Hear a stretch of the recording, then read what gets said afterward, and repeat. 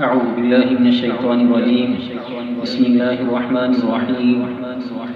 يا أيها الناس اعبدوا ربكم الذي خلقكم والذين من قبلكم لعلكم تتقون. صدق الله العظيم. يا أيها الناس، اے انسانوں، اعبدوا ربکم الذی، بندگی کرو اپنے اس رب کی الذی خلقکم، جس نے تم کو پیدا کیا، والذین من قبلکم، اور جو لوگ تم سے پہلے تھے ان کو بھی پیدا کیا، لعلکم تتقون، تاکہ تم بچ جاؤ اللہ تبارک و تعالیٰ کی گرفت سے اور اللہ تبارک و تعالیٰ کے عذاب سے۔ سورۃ الفاتحہ میں ہدایت کی طلب تھی، ہدایت کی دعا تھی، اور اس کے بعد سورۃ البقرہ کی شروعات میں اللہ تبارک و تعالیٰ نے فرمایا کہ ذالک الکتاب لا ریب فیہ ھدی للمتقین، کہ جو ہدایت تم طلب کر رہے تھے وہ اس کے کتاب کی صورت میں نے آپ کو دی۔ پھر اس ہدایت کو ماننے اور نہ ماننے میں تین گروپ ہو گئے۔ ایک گروپ وہ تھا، ایک ٹولہ وہ تھا جس نے ظاہراً اور باطناً اس قرآن کو مانا، اس ہدایت کو مانا، وہ مسلمان تھے۔ اور دوسرے لوگ وہ تھے جنہوں نے اس ہدایت کو اور اس قرآن کو نہ ظاہراً مانا اور نہ باطناً مانا، دل سے بھی نہ مانا اور زبان سے بھی نہ مانا، وہ پکے ٹھکے کافر تھے۔ اور تیسرے لوگ وہ تھے جنہوں نے ظاہراً تو مانا لیکن باطناً یعنی دل سے نہ مانا، وہ منافق تھے۔ اب جو ہدایت دی گئی آگے اللہ تبارک و تعالیٰ نے اس کا بیان فرمایا کہ جو ہدایت دی ہے میں نے، وہ ہدایت آخر کہتی کیا ہے جس کی تم نے طلب کی تھی۔ تو ایک بات ذہن نشین کر لیں کہ بنیادی طور پر تین عقیدے اصل ہیں، توحید، رسالت اور قیامت۔ اس رکوع میں اللہ تبارک و تعالیٰ نے ان تینوں عقائد کا بیان کیا ہے۔ یا ایھا الناس اعبدوا ربکم میں توحید کا بیان کیا گیا، اور وَإِن كُنتُمْ فِي رَيْبٍ مِّمَّا نَزَّلْنَا میں رسالت کا بیان آ گیا، اور آگے اللہ تبارک و تعالیٰ نے کیف تکفرون باللہ وکنتم امواتا میں قیامت کا ذکر کیا ہے۔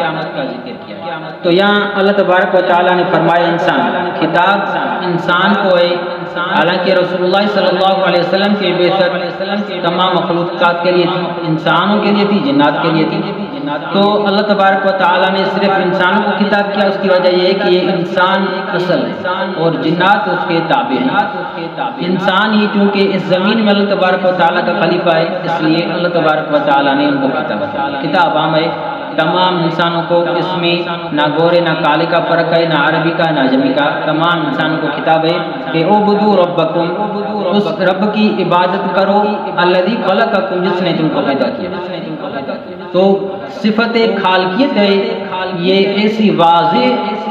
صفت ہے کہ کوئی بھی اس کا انکار نہیں۔ جو پکے ٹھکے سکہ بند مشرک اور کافر تھے وہ بھی مانتے تھے کہ پیدا اللہ تبارک و تعالیٰ نے کیا ہے۔ جیسے اللہ تبارک و تعالیٰ نے فرمایا کہ وَلَئِن سَأَلْتَهُمْ، اگر آپ ان سے پوچھیں گے، سوال کریں گے کہ من خلقهم، کہ ان کو کس نے پیدا کیا، لَيَقُولُنَّ اللَّهُ، وہ ضرور کہیں گے اللہ تبارک و تعالیٰ۔ دوسری جگہ پہ اللہ تبارک و تعالیٰ نے فرمایا وَلَئِن سَأَلْتَهُمْ مَنْ خَلَقَ السَّمَاوَاتِ وَالْأَرْضَ، کہ ان سے اگر آپ پوچھیں گے کہ آسمان اور زمین کو کس نے پیدا کیا، تو وہ ضرور کہیں گے لَيَقُولُنَّ اللَّهُ، ضرور کہیں گے کہ اللہ تبارک و تعالیٰ نے۔ تو صفت خالقیت جو ہے وہ سب مانتے ہیں کہ پیدا کرنے والی ذات اللہ تبارک و تعالیٰ کی ہے۔ تم کو بھی اللہ تبارک و تعالیٰ نے پیدا کیا، والذین من قبلکم، تم سے پہلے جو تھے ان کو بھی، یعنی قیامت تک جو پیدا ہوں گے، جو پیدا ہو چکے ہیں، سب کو اللہ تبارک و تعالیٰ نے پیدا کیا ہے، لعلکم تتقون، تاکہ تم بچ جاؤ اللہ تبارک و تعالیٰ کی گرفت سے، اللہ تبارک و تعالیٰ کے عذاب سے۔ تو اللہ تبارک و تعالیٰ کے وجود کی بہت سی دلیلیں موجود ہیں جن کو دیکھ کر بھی آدمی اللہ تبارک و تعالیٰ کے وجود کا قائل ہو سکتا ہے، اور سن کر تو اندھا بھی قائل ہو سکتا ہے۔ تو اللہ تبارک و تعالیٰ کی وجود پر بہت سی دلیلیں ہیں، عقلی بھی ہیں اور نقلی بھی ہیں۔ عقلی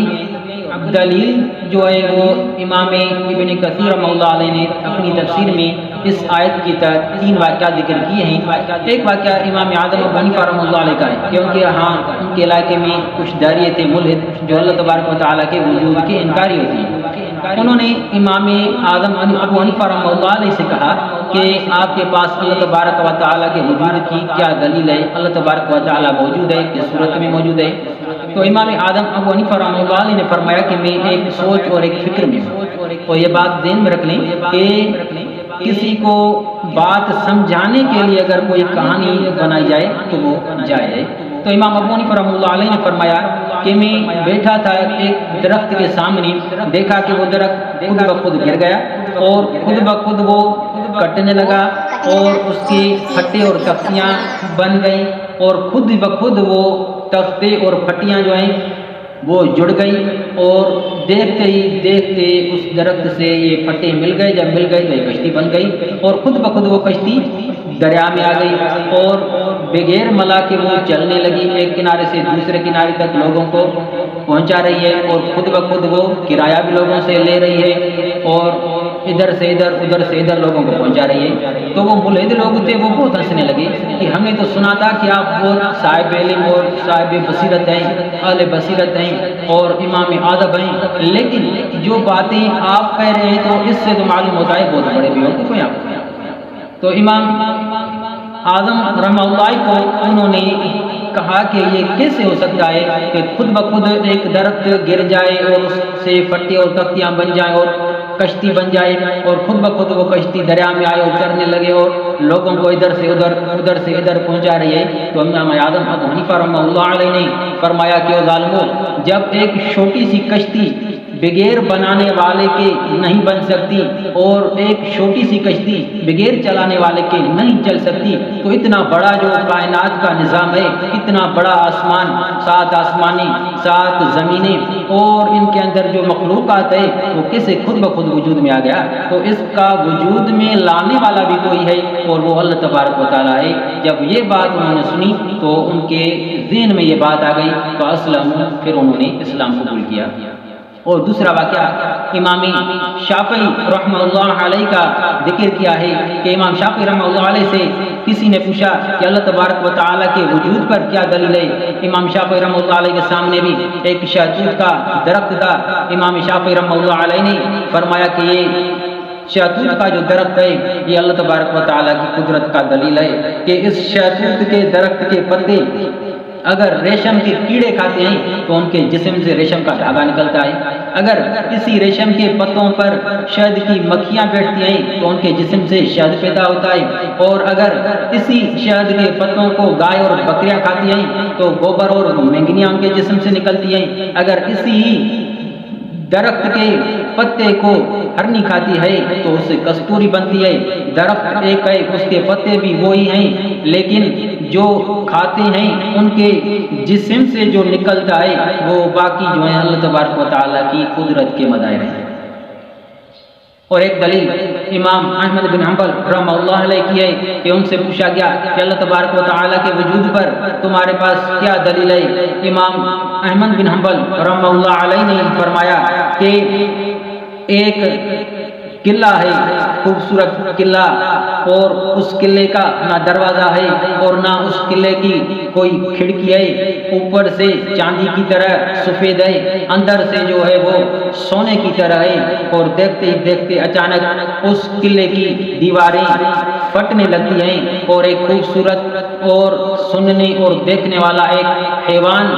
اس سے نکل آتا ہے جو بڑا خوبصورت بھی ہوتا ہے۔ فرمایا وہ جو قلعہ ہے وہ انڈا ہے، تو دیکھو اس انڈے سے جس میں نہ خوراک پہنچانے کا کوئی ذریعہ ہے، نہ اس انڈے کے اندر ہوا پہنچ جاتی ہے، اللہ تبارک و تعالی اس انڈے سے ایک خوبصورت چوزا نکالتا ہے جو خوبصورت بھی ہوتا ہے، دیکھنے والا بھی ہوتا ہے اور سننے والا بھی ہوتا ہے۔ وہی اللہ تبارک و تعالی جو اس انڈے کے اندر اس بچے کو خوراک پہنچاتا ہے، ہوا پہنچاتا ہے، اس بند قلعے سے ایک خوبصورت حیوان نکالتا ہے، وہ اللہ تبارک و تعالی اس پوری کائنات کا خالق و مالک ہے۔